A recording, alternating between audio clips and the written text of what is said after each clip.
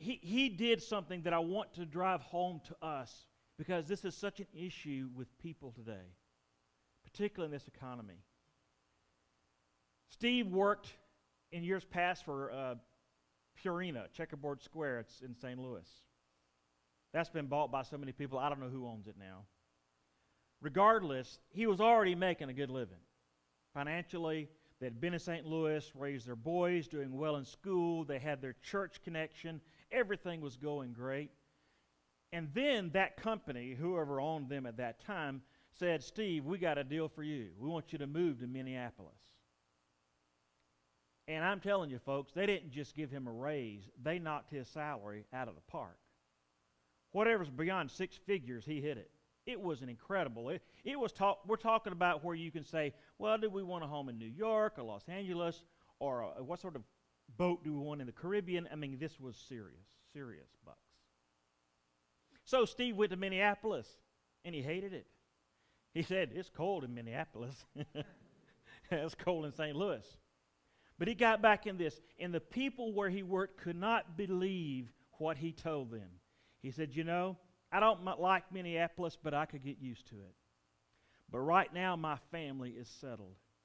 My boys are highly involved in activities. They love their church. They're connected with friends. We've been here for a number of years, and I'd rather see that connection happen than make 5 times what I'm making. And he was already making 6 figures. All the people at the company thought he was nuts. You've got to be kidding. He said, you know, I chose what I thought was a priority for me, when in fact a lot of folks would just simply say, look, it's a no-brainer.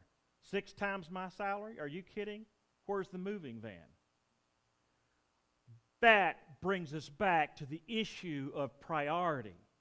What is priority for you? Chasing the big treasure at the end of the rainbow, or is it putting value on family, on their love for Christ? They were very active in their church and still are.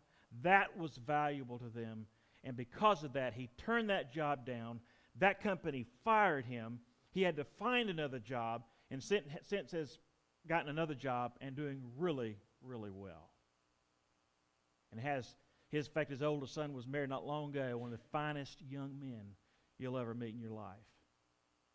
It comes down to priority, about time. How do I spend my time? How do I spend my money? We all do it. We'll all make that decision. We do it at home.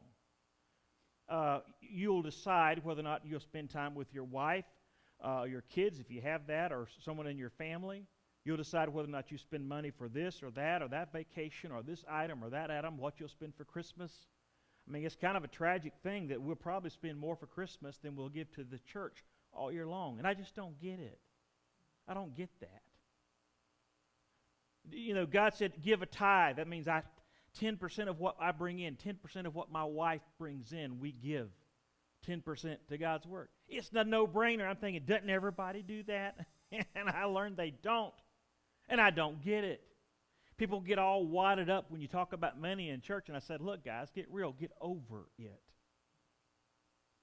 You talk about time and money in every facet of your life, including this church, including everything else. So don't get things in a wad when people talk about money. It is just where we live. It's what we have to do, and you and I will either prioritize one or the other or both or none.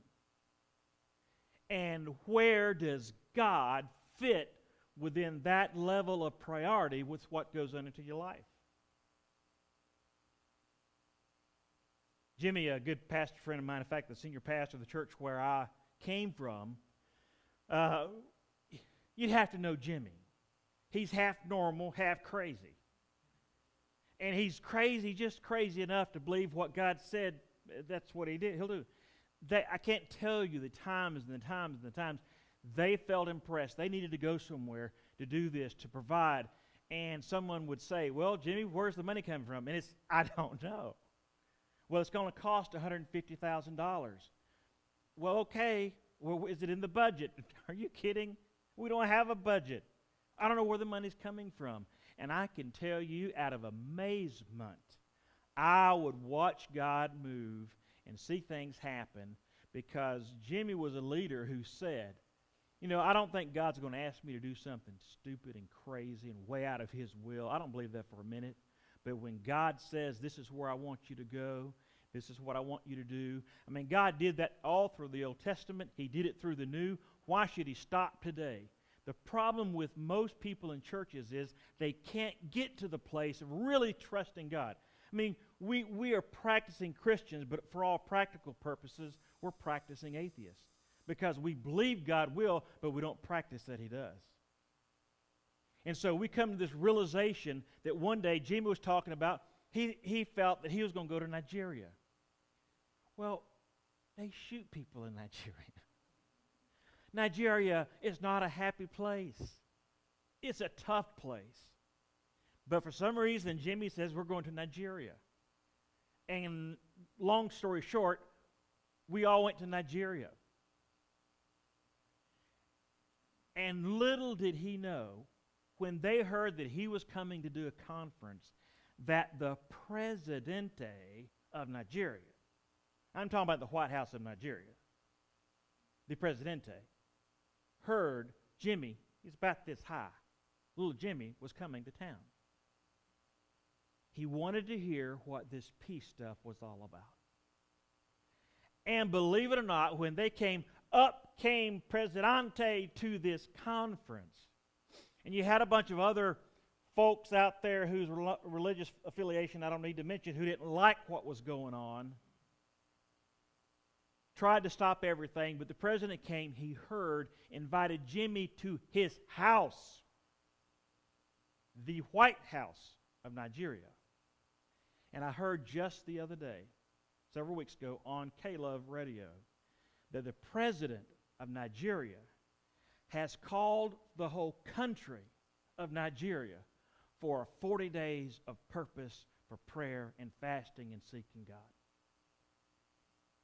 Because one little Jimmy was willing to say, you go, and the rest of us, I didn't go. I'm from Georgia. My mama didn't raise no fool. So Jimmy went, but look what happened. He had no clue the president would come. And as a result, I could not believe just weeks ago, I heard this on the radio, and I cried. I said, God, all God is looking for is for someone just to be obedient. God is as tired of church as you are, and He wants to do something radical with you and with me. And in closing, and I have no idea what time it is.